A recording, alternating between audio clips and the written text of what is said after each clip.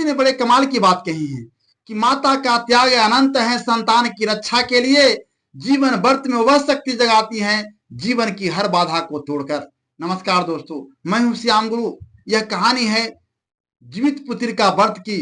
हिंदू धर्म में व्रतों की एक लंबी परंपरा है जो न केवल धार्मिक आस्था को मजबूत करती हैं बल्कि परिवार की एकता और संतान के कल्याण को भी सुरक्षित करती हैं। इनमें से एक ऐसा व्रत है जितिया व्रत, जिसे जीवित पुत्री का व्रत भी कहा जाता है। यह व्रत विशेष रूप से माताओं द्वारा अपने संतान, खासकर पुत्रों की लंबी आयु, स्वास्थ्य और सुख समृद्धि के लिए रखा जाता है। 2025 में यह व्रत आश्विन मास की कृष्ण पक्ष की अष्टमी तिथि को मनाया जाएगा, जो 14 सितंबर 2025 को पड़ रहा है। यह तिथि सुबह 5:04 से शुरू होकर अगले दिन 15 सितंबर को सुबह 3:06 तक रहेगी। इस व्रत की शुरुआत नहाय खाए से होती है, जो 13 सितंबर को मनाया जाता है, और पारण 15 सितंबर को सुबह 6:10 से 8:32 के बीच किया जाता है। यह व्रत मुख्य रूप से बिहार, झारखंड, उत्तर प्रदेश और नेपाल के प्रचलित हैं, जहां लाखों माताएं निर्जला उपवास रखकर अपनी भक्ति का परिचय देती हैं। जितिया व्रत की जड़ प्राचीन पौराणिक कथाओं में है। उसकी कथा भगवान जितवाहन से जुड़ी हुई है, जो एक दयालु राजकुमार थे। कथा के अनुसार समुद्र मंथन के समय शराब के कारण गरुड़ पंछीराज को हर रोज एक नाग कुमार का बलि चढ़ाना पड़ता था।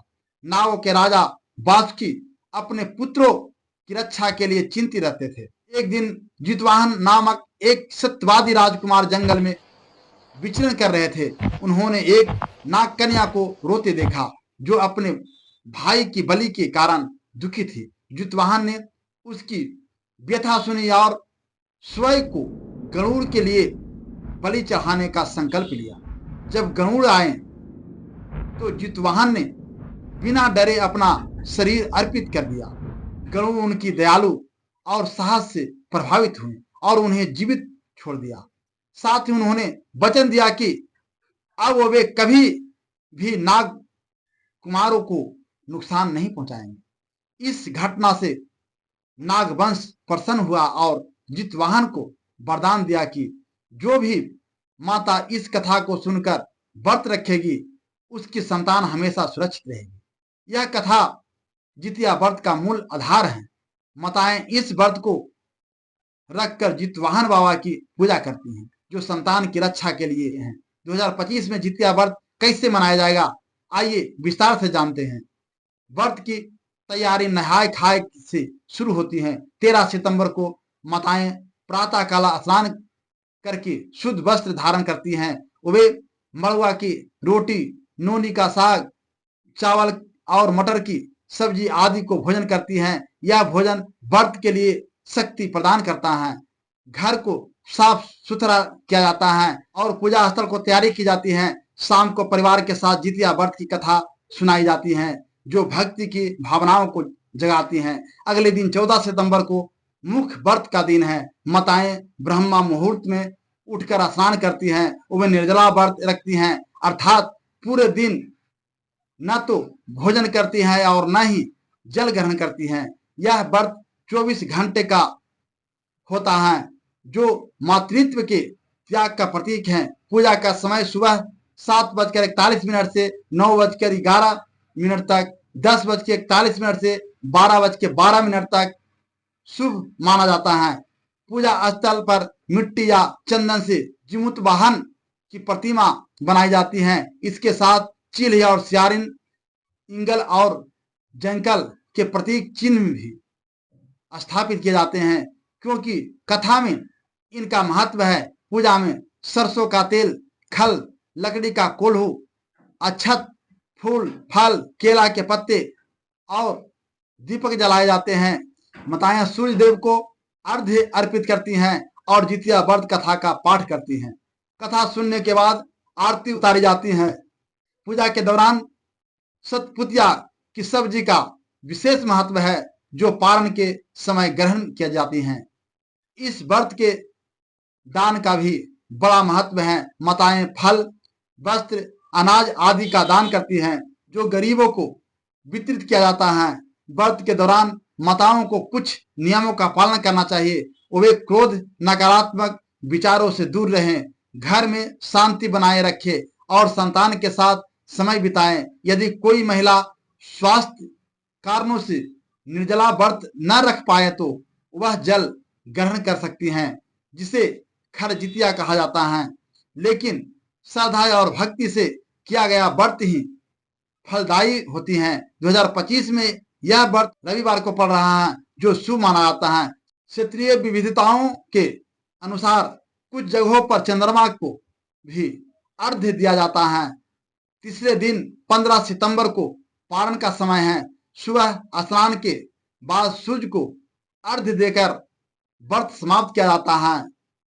पारण भोजन में मटर का सोर, चावल, मड़ुआ रोटी, पोई और नोनी साग शामिल होता है। पूजा के बाद सरसों का तेल बच्चों के सिर पर लगाया जाता है, जो उनकी रक्षा के लिए आशीर्वाद का प्रतीक है। इस प्रकार जितिया व्रत 3 दिनों का पावन अनुष्ठान है, जो माताओं के समर्पण को दर्शाता है। जितिया व्रत का महत्व केवल धार्मिक ही नहीं बल्कि सामाजिक भी है। यह मातृत्व की शक्ति को उजागर करता है। पुराणों में कहा जाता है कि इस व्रत से संतान रोगों से मुक्त रखती हैं और परिवार में सुख शांति आती है। आधुनिक समय में भी शहरों में रहने वाली महिलाएं इस व्रत को रखती हैं। हालांकि कभी कभी सामुदायिक पूजा या ऑनलाइन कथा सुनकर, लेकिन परंपरा का पालन ही इसका सार है। 2025 में जब विश्व तेजी से बदल रहा है, यह व्रत हमें याद दिलाता है कि माँ का आशीर्वाद ही सबसे बड़ा वरदान है। एक बार की बात है, एक छोटे से गांव में राधा नाम की एक माता रहती थी। उसके 2 पुत्र थे, लेकिन बड़ा पुत्र हमेशा बीमार रहता था। राधा ने जितिया व्रत की कथा सुनी और संकल्प लिया कि वह हर साल यह व्रत रखेगी। पहले वर्ष निर्जला व्रत रखते हुए उसने जितवाहन की पूजा की। कठिन उपवास के बावजूद उसकी भक्ति अटल रही। अगले दिन चमत्कार हुआ, उसका पुत्र स्वस्थ हो गया। गांव वाले आश्चर्यचकित थे। धीरे धीरे राधा की कहानी फैली और अन्य माताओं ने भी यह व्रत अपनाया। यह कथा बताती है कि श्रद्धा से किया गया व्रत कैसे जीवन बदल देता है। आज के संदर्भ में जितिया व्रत पर्यावरण संरक्षण में भी जुड़ गया है। पूजा में प्राकृतिक सामग्री का उपयोग और दान से सामाजिक जागरूकता बढ़ती है। 2025 में जब हम 14 सितंबर को इस व्रत को मनाएंगे तो याद रखें कि यह केवल उपवास नहीं बल्कि संकल्प है। माताओं का यह त्याग संतान को मजबूत बनाता है। यदि आप भी इस व्रत को सोच रही हैं तो पंचांग से टिक मुहूर्त देखें और स्वास्थ्य को ध्यान रखें।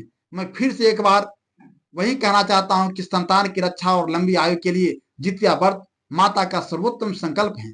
श्रद्धा और भक्ति से किया गया यह व्रत हर परिवार में सुख, शांति और समृद्धि लाता है। प्रभु आपके जीवन में भी ऐसी शक्ति दे कि हर कठिनाई या अवसर में बदल जाए। जय जितवाहन बाबा।